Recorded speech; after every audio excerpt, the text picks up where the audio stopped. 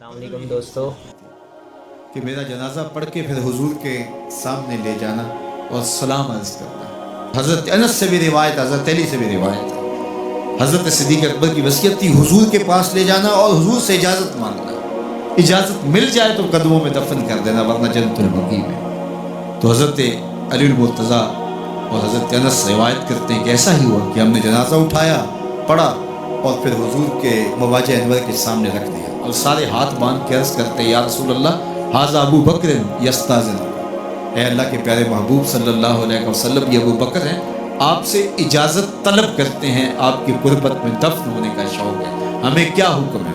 تو اس وقت حجرہ عائشہ تھا، یہ گنبد خضرا نہیں بنا ہوا تھا، صرف حجرہ تھا، اس کو تالا لگا تھا، چابی حضرت عائشہ کے پاس ہوا کرتی تھی رضی اللہ تعالی عنہ، تو تالا لگا ہوا تھا اور لوگوں نے رکھ کے یہ عرض کیا، تو پھر کیا ہوا کہ وہ تالا خود بخود کھلا، پھر کنڈی بھی خود بخود کھلی، اور پھر جو دروازہ تھا وہ خود بخود کھلا اور اندر سے آواز آئی اوصل الحبیب الی الحبیب لأن الحبیب الی الحبیب مشتاق، یار کو یار سے ملا دو، یار تو پہلے یار کا انتظار کر رہا ہے۔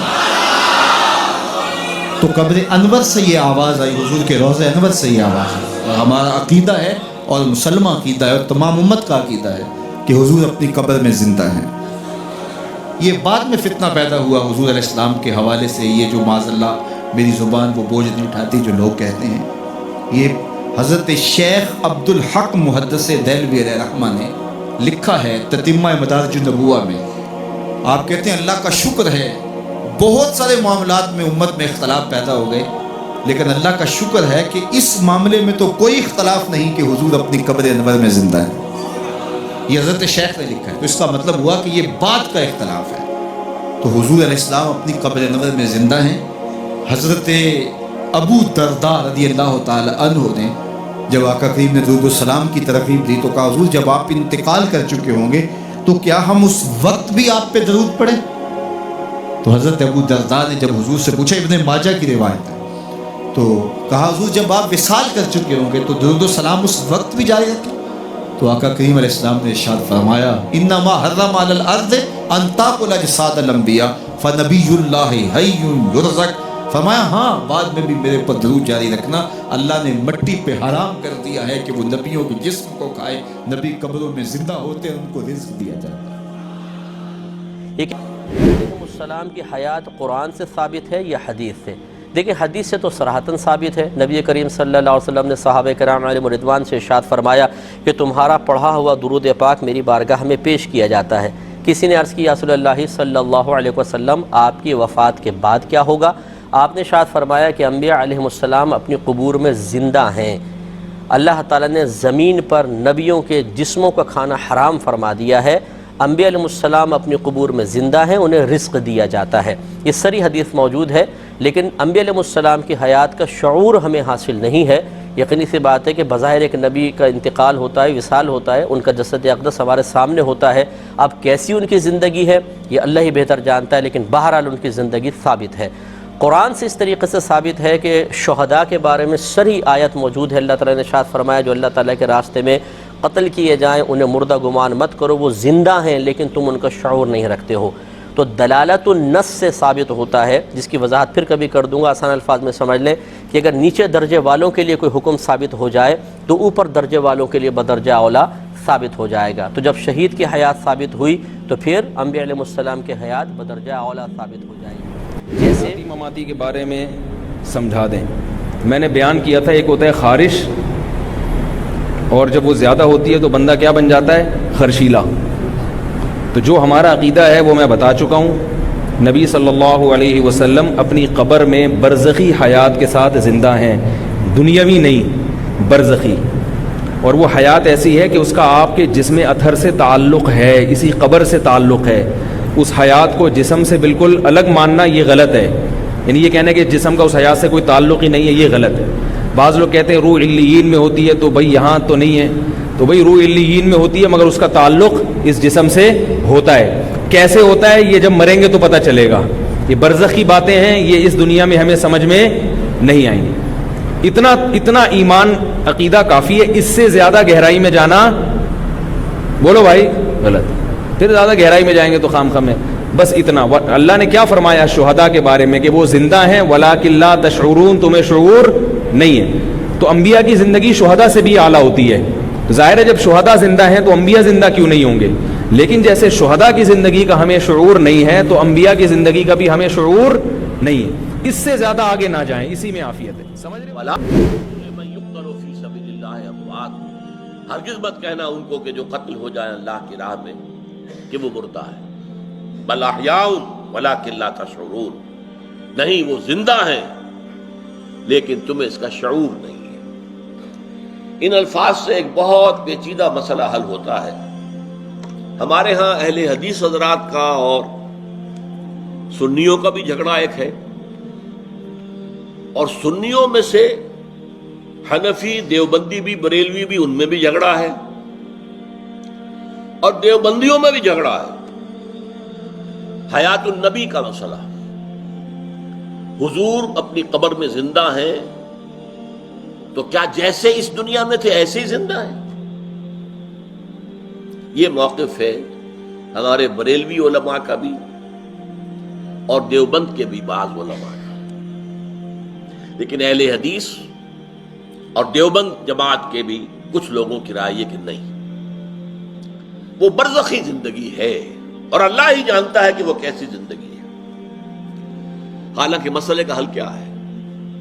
دیکھیے جو درجات ہیں انسانوں کے اہل ایمان کے, وہ 4 درجے ہیں. منعم علیہم لوگ کون ہیں جن کو ہم کہتے ہیں سورہ فاتحہ میں اے اللہ ہمیں سیدھے راہ کی ہدایت فرما, راستہ ان کا جن پر تو نے انعام فرمایا. اہدنا الصراط المستقیم صراط الذین انعمت علیہم. اچھا یہ کون ہے انعمت علیہم؟ یہ سورہ نساء میں آیا. ومن یطع اللہ والرسول فاولئک مع الذین انعم اللہ علیہم من النبیین والصدیقین والشہداء والصالحین. جو اللہ اور اس کے رسول کی اطاعت پر کاربند ہو جائے ان کو معیت حاصل ہوتی ہے انبیاء کی, صدیقین کی, شہداء کی اور عام صالح اہل ایمان کی. یہ 4 طبقے ہیں منعم علیہم. سب سے اوپر نبی, ویسے نبیوں سے بھی اوپر رسول, پھر یہ کہ نیچے صدیق, پھر نیچے شہید, پھر نیچے عام اہل ایمان جو نیک ہیں, صالح. اب ان میں یہ تیسرا درجہ ہے شہید کا, جس کے بارے میں قرآن کہہ رہا ہے وہ زندہ ہے لیکن تم ان کی زندگی کا شعور حاصل نہیں کر سکتے. تم نہیں جان سکتے کیسے زندہ ہے, بس ہم کہہ رہے ہیں کہ وہ زندہ ہے, مانو کہ وہ زندہ ہے.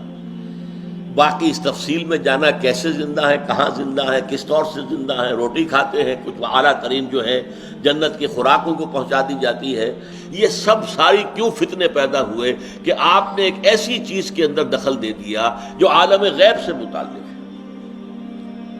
عالم غیب کی وہی بات ہم مانیں گے جو رسول نے بتائی ہو, قرآن میں آئی ہو یا صحیح حدیث میں آئی ہو. عالم غیب کی کوئی بات اپنے طور سے اس کے بارے میں مین میخ نکالنا, تفصیلیں بیان کرنا, یہ در حقیقت فتنہ کھولنے کا مطلب نہیں ہے.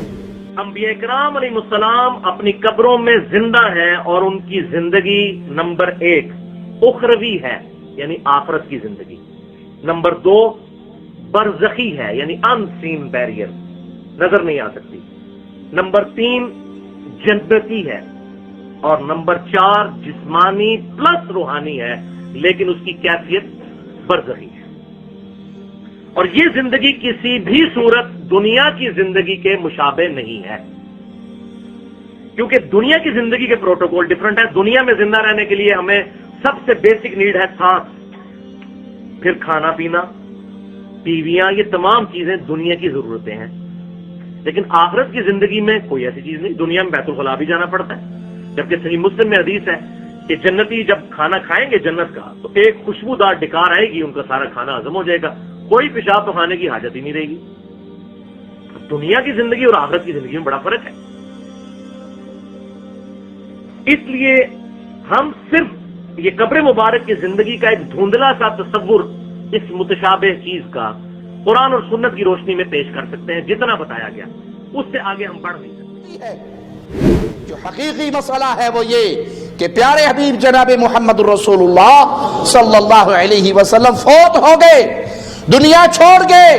صحابہ نے یہ جملے سنائے مات النبی صلی اللہ علیہ وسلم, सैयद आयशा ने ये कहा मातन नबी, इब्ने अब्बास ने कहा मातन नबी, अबू बकर सिद्दीक ने कहा मातन नबी सल्लल्लाहु अलैहि वसल्लम। कब्र में दफन हो गए, आपकी बरज़खी जिंदगी का आगाज हो गया।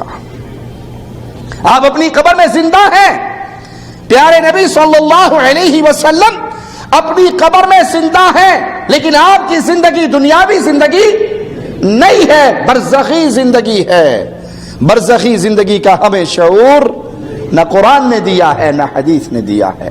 हमें प्यारे हबीब की जिंदगी का शऊर नहीं। प्यारे हबीब इस दुनिया से मामला खत्म हो गया, आपकी उम्र मुबारक पूरी हो गई और आप अल्लाह की जन्नतों में चले गए। आपको हमारी जिंदगी का शऊर नहीं, हमें प्यारे हबीब की जिंदगी का शऊर। मैंने सवाल क्या किया अलैहिस्सलाम ये अपने खबरों में इनकी क्या कैफियत है, मुर्दा या जिंदा है? तो देखिए, हम अगर ये कहें कि मौत एक ज़िंदगी की शुरुआत है, तो हर मौत के बाद एक ज़िंदगी है। जैसे कि इंसान दुनिया से चला गया, मरते ही उसकी एक नई ज़िंदगी चालू हो गई, और वो ज़िंदगी में पहुंचने के लिए जो फेज़ होता है वो मौत होता है। मौत के बाद सब जिंदा है, नेक और बद दोनों। जैसे कि मिसाल के तौर पर अगर मैं आपको हवाला दूं, तो अल्लाह रब्बुल इज़्ज़त कुरान के अंदर फरमाता है, और ये हवाला फ़िरौन के ताल्लुक़ से और फ़िरौन के लश्कर के ताल्लुक़ से अल्लाह फरमाता है, कहता है सूरे जो है गाफिर सूरह नंबर 40 आयत 45-46 में अल्लाह फरमाता है, और फ़िरौनियों को और फ़िरौन वालों पर बुरी तरह का आज़ाब उलट पलट उनको आँख पे किया जाता है क़यामत के दिन कायम होने तक, और क़यामत के दिन फ़िरौनियों को और भी सख्त अजाब दिया जाएगा।